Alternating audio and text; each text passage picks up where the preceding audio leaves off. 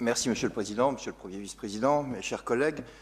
Monsieur le Président, l'engagement pour le renouveau du bassin minier, donc ERBM, est entré dans sa phase opérationnelle. Je rappelle qu'il a été signé le 7 mars 2017 à Wany, en présence de Bernard Cazeneuve, Premier ministre de l'époque, et l'État s'était engagé à soutenir par une série d'engagements exceptionnels le développement du bassin minier Nord-Pas-de-Calais. 3 collectivités, la région, le département du Nord, le département du Pas-de-Calais, 8 EPCI, dont 4 du Nord, en sont signataires. L'éventail des thèmes qui sont traités dans le RBM, l'ampleur des moyens, de l'ingénierie mobilisée, font de ce contrat un engagement fort au service des habitants du bassin minier pour une durée de 10 ans. Ce contrat ouvre la quasi-totalité des chantiers engagés pour inscrire le bassin minier dans une nouvelle trajectoire de développement. Alors l'engagement prévoit la réhabilitation de 12 000 logements sociaux sur 10 ans. 12 000 logements à loyer modéré pour faire plaisir à Max-André Pic, en complément des 11 000 logements qui auraient probablement été rénovés. Le contrat aura un effet massif sur la résorption de la précarité énergétique qui frappe les ménages du bassin minier, puisque la plupart des logements concernés ont aujourd'hui une performance énergétique extrêmement faible. Les premières rénovations de type BBC évaluent à environ 80 € d'économie par mois sur la facture énergétique des habitants des ménages. Donc c'est extrêmement important. En parallèle, les aides de l'Agence nationale pour l'amélioration de l'habitat contribueront à la rénovation de 10 000 logements privés d'ici 2021.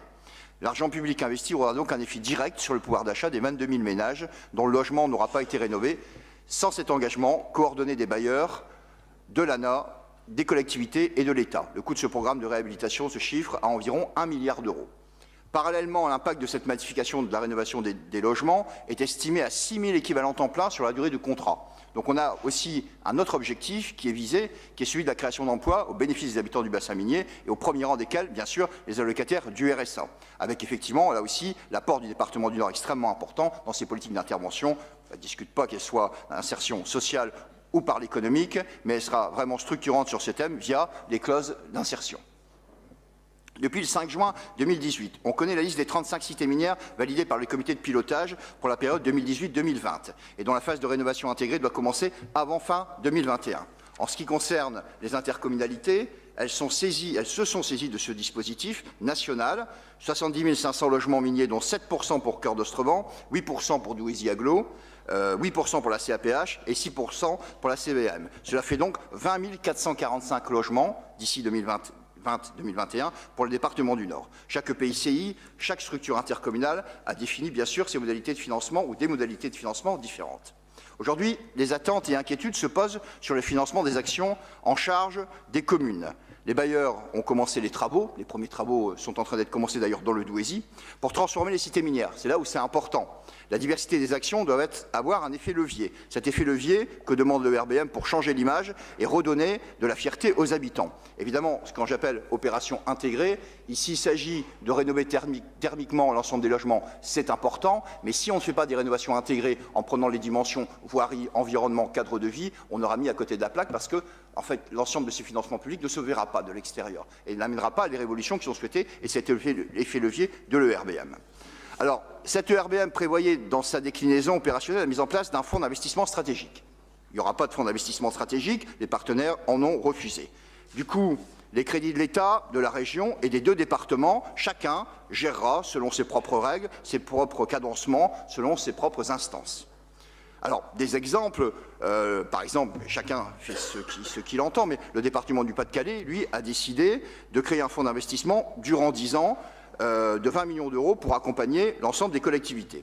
Moi, simplement, Monsieur le Président, Monsieur le Premier vice-président, je me permettais de vous poser la question sur les modalités d'engagement du département du Nord dans ce dispositif exceptionnel qu'est le RBM. Je sais, Monsieur le Président, Monsieur le Premier vice-président également, que vous êtes présent à chaque comité de pilotage de l'engagement pour le renouveau du bassin minier, ce qui montre effectivement votre intérêt et votre volonté d'intervention dans ce dispositif exceptionnel.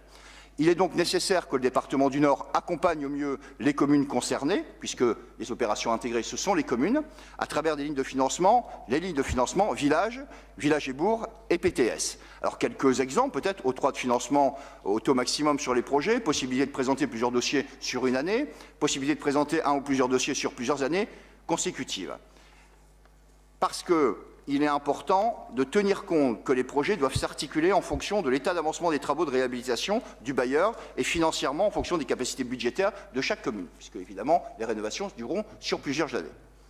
Rien de plus néfaste serait, en termes d'image, d'avoir une cité où les logements rénovés ne pourraient être accompagnés de cette réflexion de voirie, mais également des services nécessaires au renouveau du quartier, les équipements qui ont été réfléchis avec et pour les habitants. C'est une des dimensions importantes, cette participation des habitants, de l'engagement pour le renouveau du bassin minier. Néfaste non seulement en termes de communication, mais aussi néfaste en termes d'appropriation du dispositif ERBM par l'ensemble de ses habitants. Je vous remercie.